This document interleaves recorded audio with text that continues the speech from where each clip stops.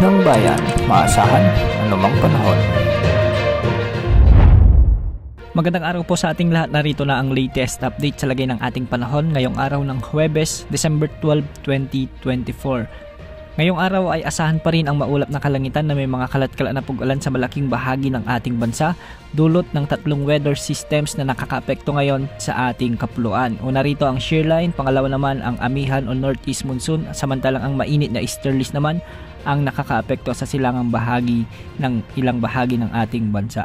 Ngayong araw asahan ang maulap na kalangitan na may mga kalat-kalat na pagulan at pagkidlat-pagkulog sa Metro Manila, sa may Laguna, Rizal, Quezon Province, Nueva Ecija, Bulacan, Aurora, Camarines Norte, Camarines Sur at Catanduanes. Ang mga lugar na ito ay naapektuhan ngayon ng shear line, kaya posible ang mga biglang pagbaha at pagguho ng lupa, lalo na kung may mga katamtaman at minsan ay malalakas na pag-ulan. Ang mga lugar na ito ay ilang araw nang nakakaranas ng mga pag-ulan dulot ng shear line, lalo na yung mga lugar sa Bicol Region at Aurora, kasama na ang ilang bahagi ng Quezon Province. Pinag-iingat natin ang mga kababayan natin dito dahil hindi rin inaalis ang posibilidad na magkaroon ng mga malawakang pagbaha dulot ng malalakas na pag-ulan dahil sa shear line. Samantala sa Central Visayas, Negros Oriental, Leyte, Southern Leyte, Dinagat Island, Surigao del Norte, Surigao del Sur at Davao Oriental ay magiging maulap naman ang mga kalangitan na may mga kalat-kalat na pag-ulan. Dulot naman ito ng mainit na easterlies at hindi rin inaalis ang posibilidad ng mga biglang pagbaha at pagguho ng lupa, lalo na kung minsan ay malalakas na pag-ulan. Samantala nakakaapekto naman ang northeast monsoon o amihan sa bahagi ng Cagayan Valley, lalo na sa may Apayao, Kalinga, Mountain Province at Ifugao. Ang mga lugar ding ito ay magiging maulap ang mga kalangitan na may mga inaasahang pag-ulan. Posible rin ang mga flash floods at landslides kung may mga katamtaman at minsan ay malalakas ding pag-ulan. Sa ilang bahagi ng Northern Luzon, particular sa Ilocos Region, ang nalalabing bahagi ng Cordillera Administrative Region at ang Central Luzon ay magiging bahagyang maulap hanggang sa maulap din ang mga papawirin na may mga isolated light rains o kalat-kalat na mahihinang pag-ulan.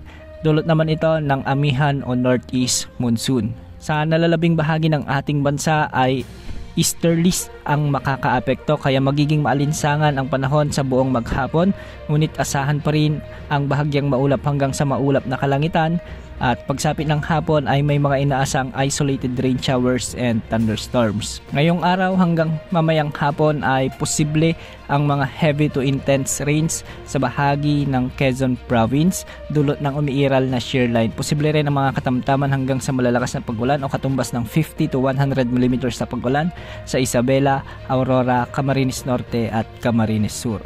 Samantala wala pa naman tayong namomonitor na LPA o bagyo na posibleng makapekto sa ating bansa sa susunod na 3 araw.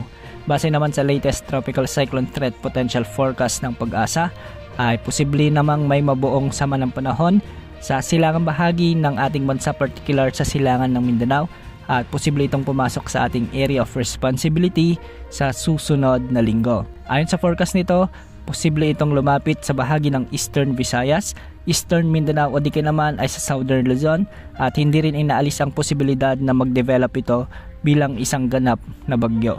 Sa ngayon, dahil malayo at matagal pa ay posible pa ang maraming pagbabago sa forecast nito. Laging umantabay sa ating channel para sa mga susunod na updates at para mamonitor natin ang mga susunod na development ng potensyal ng sama ng panahon na ito. Yan ang update sa lagay ng panahon. Ito po ang weather update ng bayan, maasahan anumang panahon.